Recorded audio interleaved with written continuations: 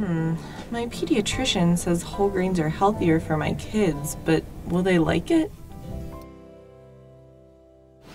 Hi, Miss G. Hi, Brooke. How are you? Good. I have to bring in a snack for the class today, and I was wondering if we could do a taste test to see if they like whole wheat or regular bread better. Oh my gosh, I think that's a great idea. Okay, they're in my car. Okay, I'll help you with that. Okay.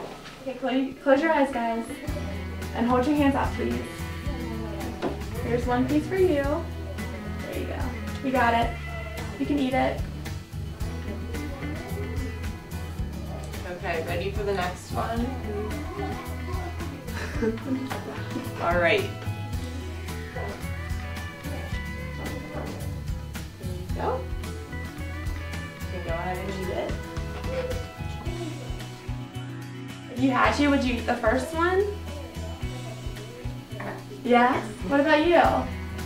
Mm-hmm. Could you tell the difference, like between the first and second? Big difference? Not big. Not big? Which one did you guys like better? First one. You like the first one? Overall, the students at Little Oats Elementary said that they liked the whole grains better, that they could not tell that much of a difference, and that they would eat whole grain bread in their sandwiches. So here are a few tips to start incorporating more whole grains into your family's diet.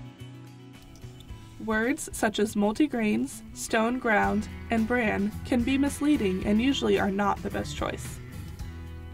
When reading nutrition labels, look for the words whole or whole grain before the grain ingredient's name.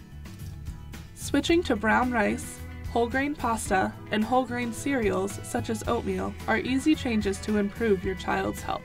Whole grains make me strong!